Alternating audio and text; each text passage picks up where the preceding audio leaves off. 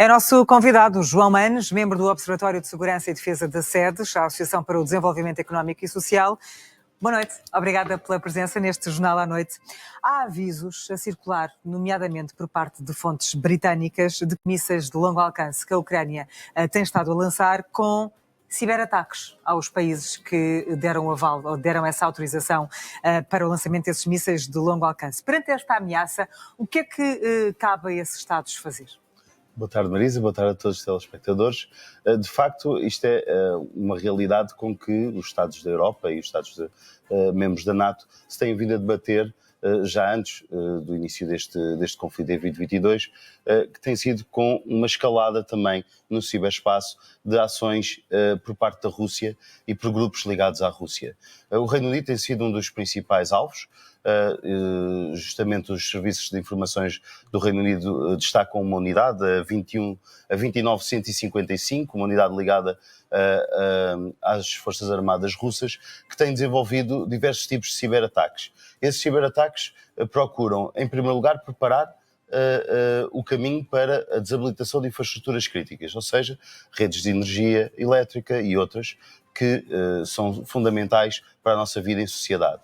Em segundo lugar, naturalmente, ações de espionagem com o objetivo também de alimentar outro tipo de operações de informações físicas no terreno por parte de agentes russos no Reino Unido. E em terceiro lugar também operações que levam as populações a sentirem-se intimidadas.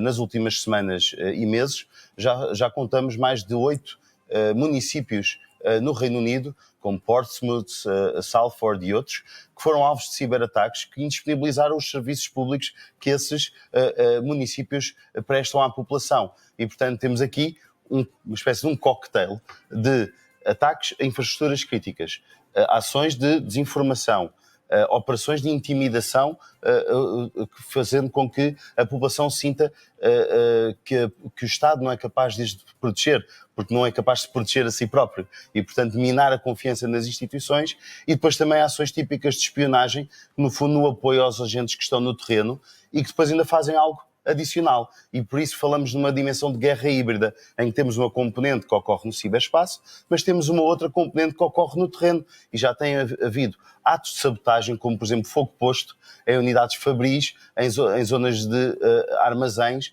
tanto no Reino Unido como por exemplo na Alemanha e na Polónia, com o objetivo de provocar danos em instalações que estão a ajudar ao apoio logístico ou o envio de mercadorias e também armamento para a Ucrânia. Então é esse tipo de vantagem estratégica que nós podemos esperar que a Rússia tente obter neste meio tempo, enquanto se aguarda a mudança na administração norte-americana?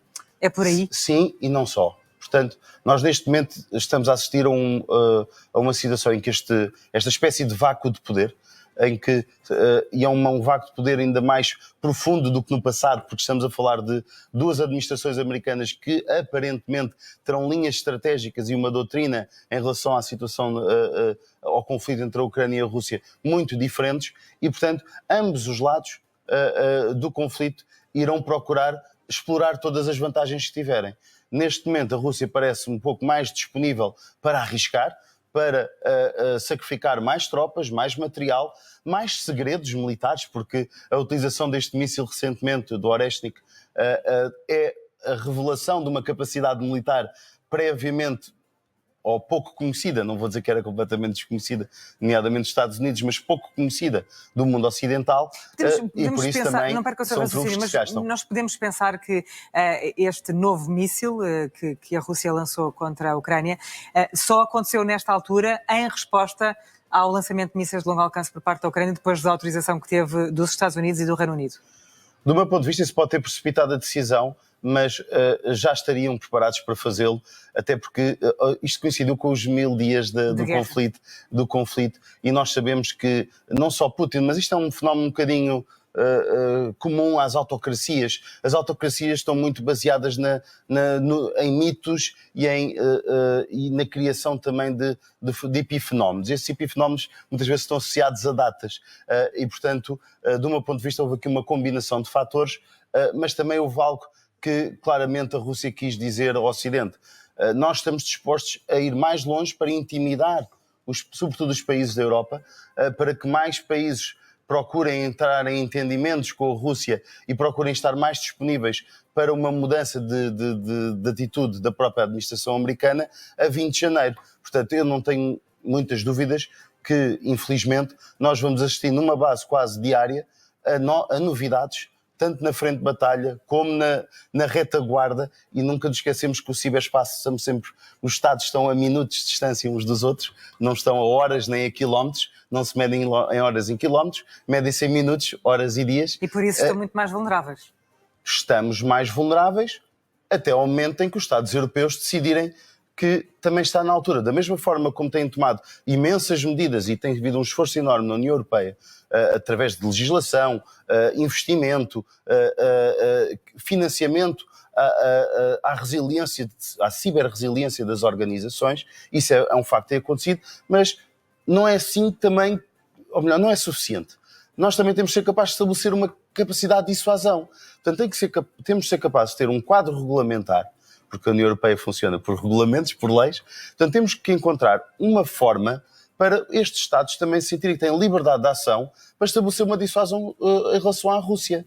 Se os ucranianos são capazes de fazer um ciberataque, como recentemente aconteceu, que paralisou o sistema tributário russo, digamos que isso tem um efeito dissuasor em relação à própria Rússia. Pois bem, os países europeus e a NATO têm que ser capazes também de mostrar à Rússia que no novo domínio de operações, que já está estabelecido na própria doutrina da NATO desde há vários anos, que é o domínio do ciberespaço, há uma capacidade de dissuasão. E se determinados fenómenos acontecerem do lado ocidental, esses fenómenos vão se traduzir em espelho também sobre a Rússia e os seus aliados. E do meu ponto de vista, esse passo está ainda demasiado longe para aquilo que nós precisávamos neste momento. E está demasiado longe porquê? O que é que explica que esses passos, e perante todas estas ameaças e uma escalada quase semanal de uma guerra às portas da Europa, não se pense nessa questão que acabou de referir mais a fundo? Seria a pergunta de uma forma mais empenhada. É a pergunta de $1 milhão. Mas eu vou dar pelo menos aquilo que é a minha interpretação.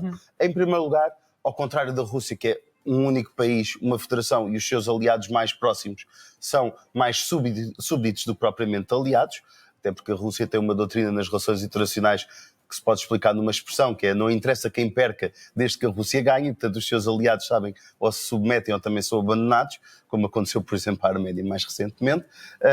E, portanto, do meu ponto de vista, o que está em causa é que, do lado europeu, existe uma fragmentação política. Há muitas vozes. Sim, existem muitas hesitações e existe ainda muita dificuldade em criação de capacidades conjuntas. Porquê? Porque esta área tem duas dificuldades para a maior parte dos próprios agentes políticos, que é: misturam informações, intelligence, aquilo que é tipicamente utilizado não só para proteger os Estados uns dos outros, mas também para ganharem vantagens políticas e diplomáticas em relação uns aos outros, inclusive entre Estados europeus, como depois também tem aqui uma dimensão que aos agentes políticos ainda é muito pouco conhecida, que é a dimensão do ciberespaço. E, portanto, continua a ser um problema dos informáticos ou dos profissionais de cibersegurança como eu, mas devia ser cada vez mais uma dimensão que não só os agentes políticos, como também os agentes dos média podem e devem, do meu ponto de vista, inteirar-se, compreender. Muitas vezes não é preciso perceber como é que funciona, é preciso perceber para que é que serve e como é que podemos transformar isto também em armas a favor da democracia e a favor do Estado de Direito democrático, que no fundo é a base de entendimento político entre os países europeus e aqueles países que integram a NATO, com uma ou duas honrosas exceções. Joanes, muito obrigada pela análise que trouxe este jornal à noite aqui no NAU. Boa noite, boa semana. No Líbano, o Hezbollah reivindicou quase 40 ataques com recursos